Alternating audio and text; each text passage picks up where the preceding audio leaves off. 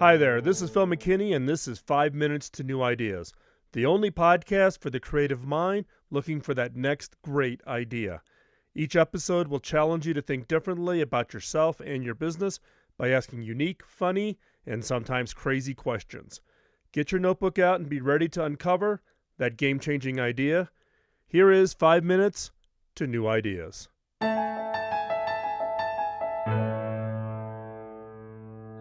I can honestly say I've never shopped at the online craft marketplace Etsy or any of its competitors. Not even an area of interest for me, as I'm not often in the market for hand knitted iPhone cozies, customized guitar cables, or the like. As for my wife and daughters, they are big fans and very loyal and passionate users. And they are not alone. Since 2005, Etsy has signed up 2 million merchants and 35 million users. Their annual sales figures in 2017 were $3.2 billion.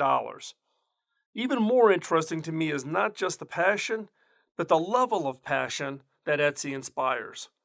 Etsy provides a way for talented people who produce quirky goods to go global. A young woman who customized invitations out of vintage postcards would have struggled to find enough business before Etsy existed. By partnering with the website, she can benefit from its all-encompassing reach and make contact with enough serious customers to sustain and grow her business.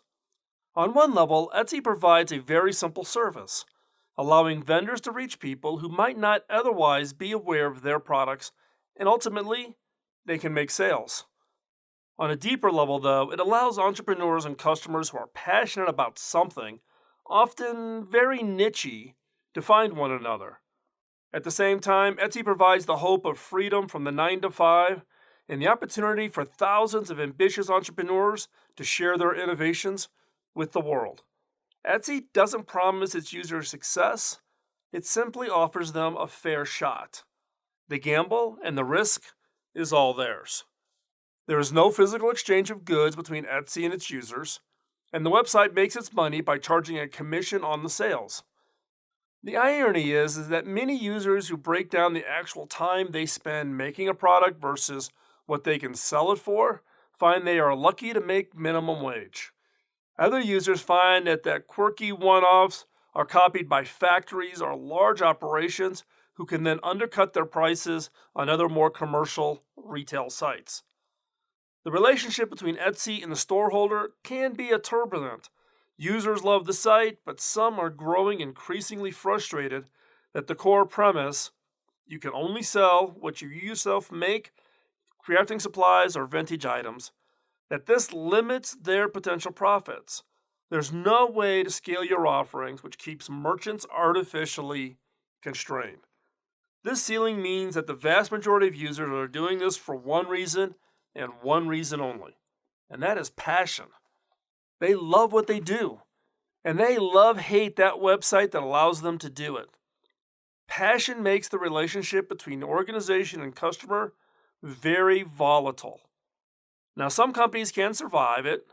Think of that outage that briefly put noisy royals around every iteration of Facebook's operating agreement. Every time Facebook changes it, the screaming begins. Others misjudge the depths of their customers' feelings and can come precariously close to crumbling because of it. The Dutch bank ING enraged their customers by paying bonuses to bosses after it had been bailed out by the government. The bank's customers were so angered that they rallied on Twitter and threatened to withdraw their deposits en masse. Eventually, the bank reversed its position, the bonuses were rescinded, and order was restored. It will be interesting to see what Etsy evolves into and whether it can keep users passionate in a positive way as it continues to grow at an accelerated rate. It's a possibility that Etsy will see them grow resentful, much like the original eBay sellers who rallied against the changes in the site's fee policy.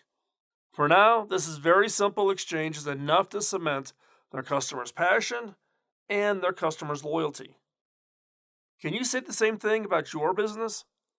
So ask yourself, who is passionate about my product or something it relates to? Think about it. Who is really deep down passionate about your product or something it relates to? Now challenge yourself to think deeper about how your customer thinks about your product. Do you or your products inspire an emotional reaction from your customers? What is that?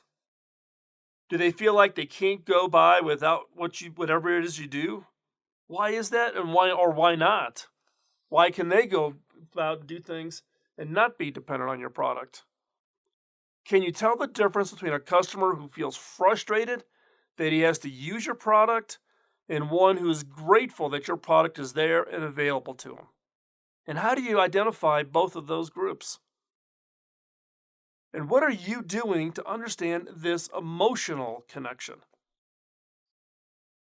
The emotional connection has its pros and cons. On the pro side, it's key to market success as you look to differentiate yourself from your competitors.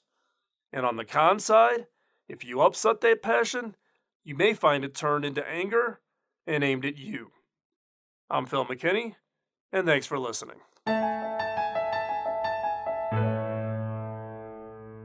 The topic for each show comes from more often than not from listeners just like you who post on my Facebook page or on philmckinney.com. So if you have a topic in mind, drop me a message. This episode of 5 Minutes to New Ideas was produced by the Innovators Network. You can find more episodes that challenge your creative thinking wherever you find your favorite podcast.